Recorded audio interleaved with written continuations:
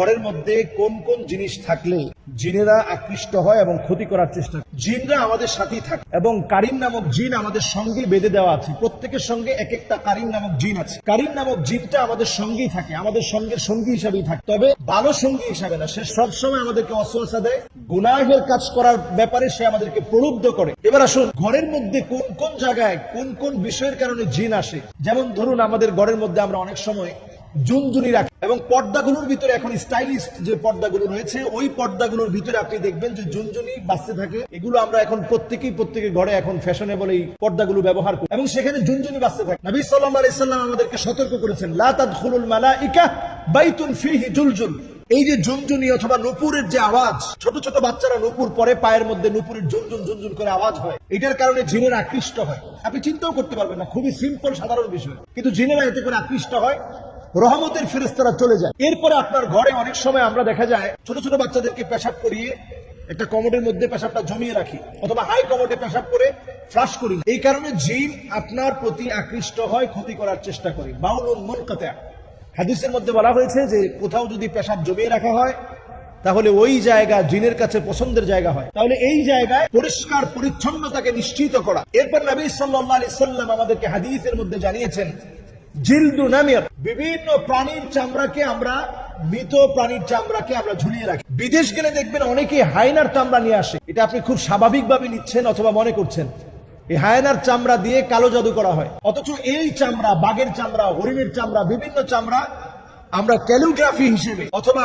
একটা ওয়ালমেট হিসেবে আমরা আমাদের ঘরের মধ্যে সাজিয়ে রাখি। নবীজি সাল্লাল্লাহু আলাইহি ওয়াসাল্লাম সতর্ক করে গেছেন, এটা জিন ঘরের ভিতরে আকৃষ্ট হওয়ার একটা কারণ। নবী আলাইহিস সালাতু ওয়াস সালাম এরপর আমাদেরকে সজাগ সচেতন করলেন, জিন ঘরের ভিতরে আকৃষ্ট হওয়ার আরেকটা কারণ কাতিউ রহিম, আত্মীয়তার সম্পর্ক যে ঘরের মধ্যে থাকে না। সন্তান হয়ে মাকে দেখতে পারে না, সন্তান হয়ে বাপকে দেখতে পারে না, সন্তান হয়ে আত্মীয় স্বজনের খবর তো নেয় না, নিজের ভাইয়ের খবর নেয় না, এইরকম ব্যক্তিদের ঘরে দুষ্ট জিনেরা আসে।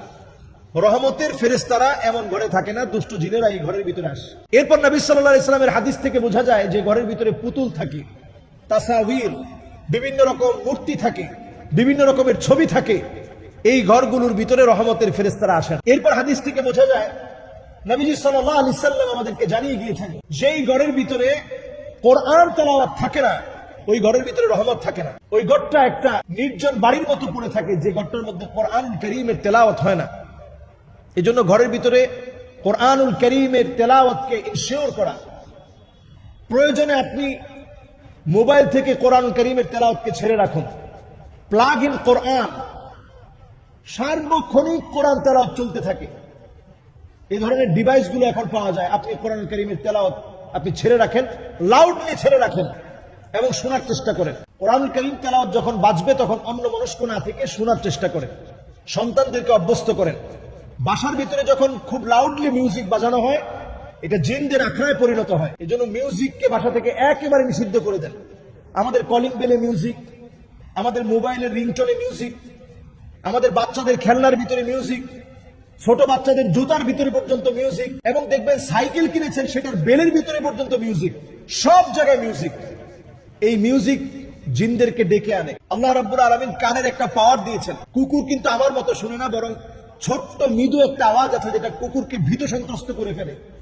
আপনি অনেক সময় এই আওয়াজটা কানের মধ্যে শুনতেই পাবেন না, কিন্তু জিনদের ওই আওয়াজের কারণে কুকুর ভীত সন্ত্রস্ত হয়ে দৌড়াতে থাকে। আপনারা দেখবেন যখন আজান চলতে থাকে মসজিদে, তখন দেখবেন কুকুর ঘেউ ঘেউ করে উঠে এবং লাফাতে থাকে। তখন জিনেরা কুকুরের মুখ দিয়ে প্রবেশ করে পিছনের পথ দিয়ে বের হওয়ার কারণে প্রচন্ড ভীত সন্ত্রস্ত হয়ে কুকুর লাফাতে থাকে। ওই আওয়াজ, ওই সময়ের সিচুয়েশন, জিনদের এমন কিছু আওয়াজ আছে যেটা আপনার কান পর্যন্ত পৌঁছায় না, কিন্তু সে অত্যন্ত ভীত সন্ত্রস্ত হয়ে যায়। জিনদের ওই আওয়াজে কুকুর শুনতে পায়। অনেক সময় বিড়াল দেখবেন হঠাৎ করে কানটা খাড়া করে ফেলেছে। বিড়ালের শরীরে আল্লাহ তাআলা এমন কিছু ছোট ছোট জারসুম, এমন কিছু বিষয় আল্লাহ তাআলা দিয়ে রেখেছেন যেটার কারণে জিনরা বিড়ালের সামনে আসতে ভয় পায়। ছোট ছোট পাখি আমরা লালন পালন করি, কাকাতুয়া, লাভবার্ড, টিয়া পাখি, কবুতর, ময়না, এ জাতীয় অনেক পাখি আমরা এখন লালন পালন করি। কিছু প্রকারের পাখি আছে যেগুলোকে জিন প্রচন্ড ভয় পায়।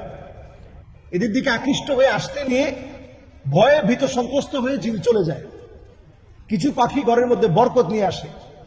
এজন্য পাখিগুলোকে যদি আমরা লালন পালন করতে চাই, তাদের হক ঠিক রেখে, খাবার দাবার ঠিক রেখে লালন পালন করতে হবে। ঘরগুলোকে প্রতিনিয়ত কোরআনুল কারীমের তেলাওয়াত ছেড়ে দিয়ে বরকতে পূর্ণ করতে হবে। কুকুর থাকলে ঘর থেকে বের করে দিতে হবে। যদি ঘরের ভিতরে বড় বড় পুতুল থাকে, এগুলোকে সরিয়ে ফেলতে হবে। আত্মীয়তার সম্পর্ক না থাকলে বৃদ্ধি করা লাগবে। যত রকমের মিউজিক, জঞ্জুনি সহ যা আছে, এগুলো ঘর থেকে সরাতে হবে। আল্লাহ রাব্বুল আলামিন আমাদেরকে বোঝার তৌফিক দান করুন।